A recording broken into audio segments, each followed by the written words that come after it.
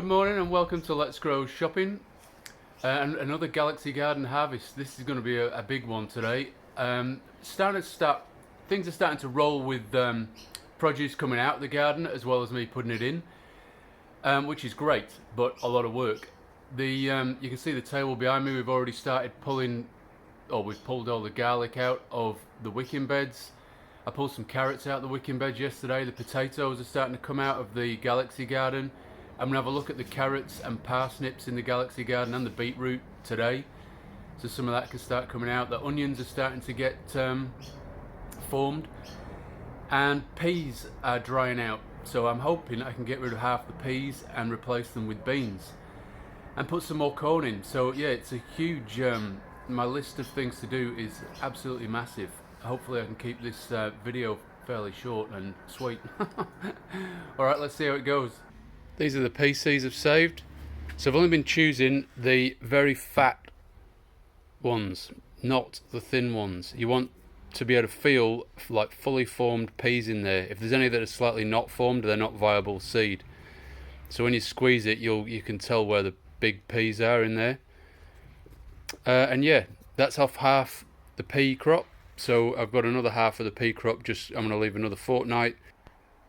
We're looking at the little plant nursery thing that I made to store seedlings in, and I just want to give you an idea of the kind of connections I'm trying to make all the time about where I've put stuff and what's happening. So I potted up all of these veggies on the same day a month ago. And on the end here, you've got spinach, which looks much the same as when it went in. Still looking sort of healthy, but not setting the world on fire in the growth department. The lettuce is looking better, these two rows here, but still not really, a month's worth of growth in a pot isn't really being shown there. The pak choi has been drilled by a slug, or slugs, and is now pretty much non-existent. I'm going to have to throw them, I think. The leeks are okay, but still not set the world on fire in sort of growth, but they're still looking healthy. I'm going to put them in the garden. Silver beet, looking much the same as I put it in, still sort of healthy, not much going on. And the beetroot probably looks worse than when it went in. And then these cucumbers on the end, I've said before, just got drilled. I'm going to chuck all of that. And then you come up to the first level. I had way too many silver beet and lettuce seedlings, and you can see, I'll just grab the difference there between a silver beet down on the bottom and up the top. And I'll take one of the better lettuce.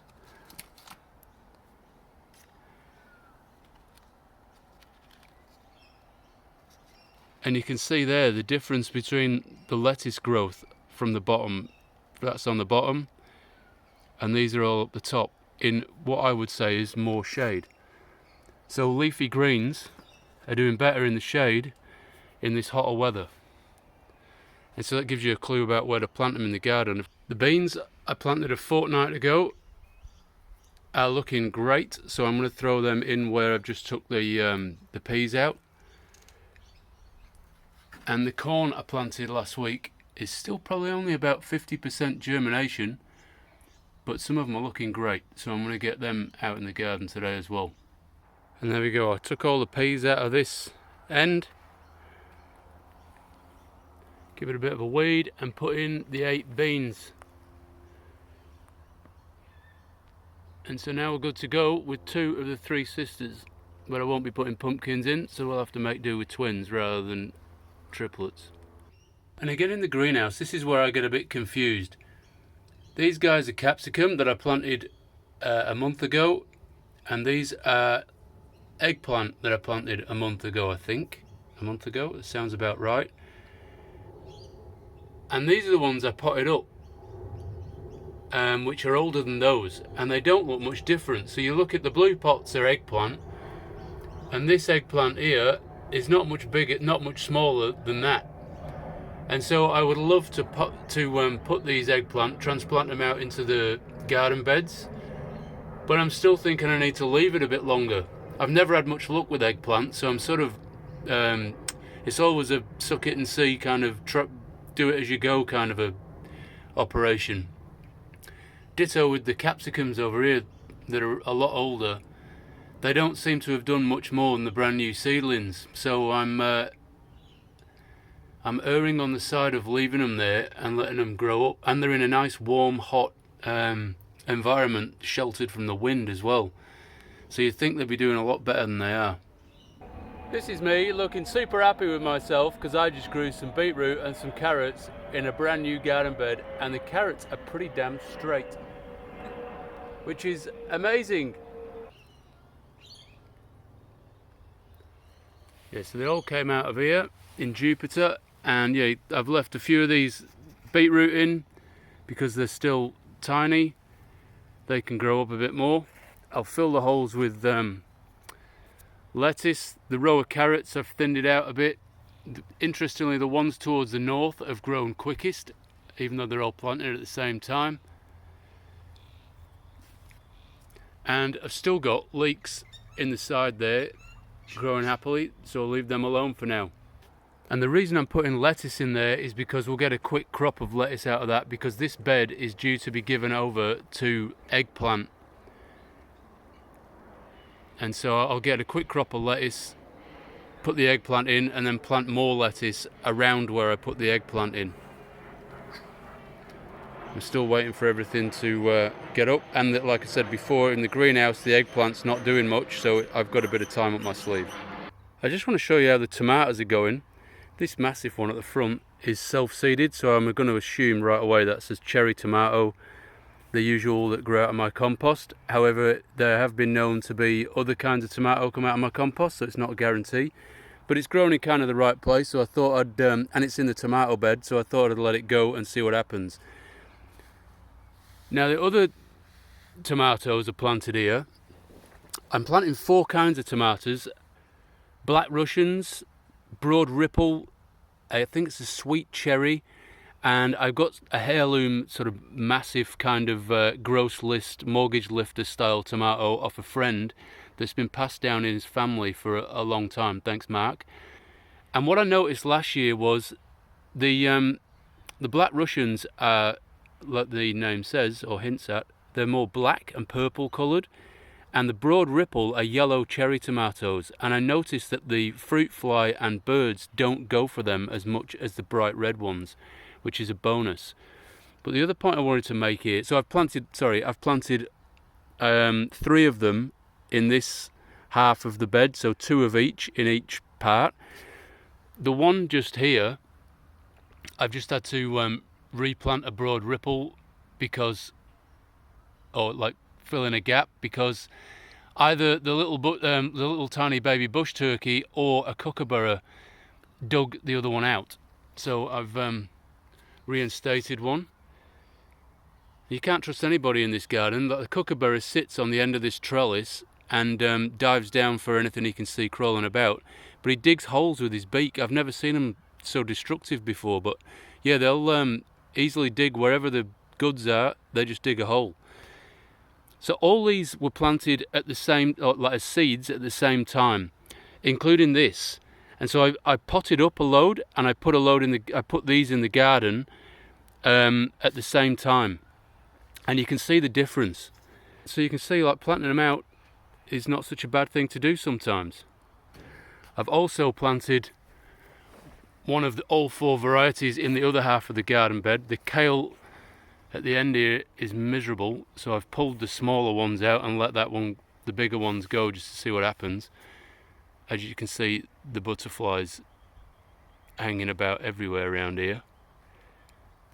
The spinach is going crazy, and so I've used the other half of the garden bed and put the tomatoes in down this side. So I'll leave the spinach because we're still harvesting that. Smoothie every morning still. Can't recommend it enough. Sell.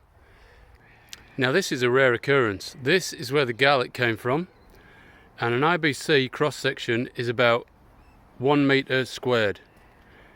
And so I'm going to go through the process of planting this out again, and this is what I'm hoping to be doing in one bed every fortnight from now on. I've got a little plan going, and hopefully it's going to work. But took out all the garlic, not dug it, just screw up the surface. You can see the soil is pretty damn spiffy. So it's adding a layer of compost, putting the plants out, planting the plants. Let's go. Got a bucket full of sieved compost. It reminded me again of why you need to chop the compost ingredients into small pieces before you make the compost. I have a lot of big rubbish in my compost piles. Again, good compost, full of worms, all good. We'll see how many of these buckets it takes to do a metre cubed. A metre squared. And 3 buckets of compost later, we have filled it to the brim. And so if you get your eye in, there's stuff crawling all through this. And when it was brand new, on top, there's a stack of worms. Let's just dig in a bit. So yeah, about a 5 centimetre layer thick, that's the soil layer.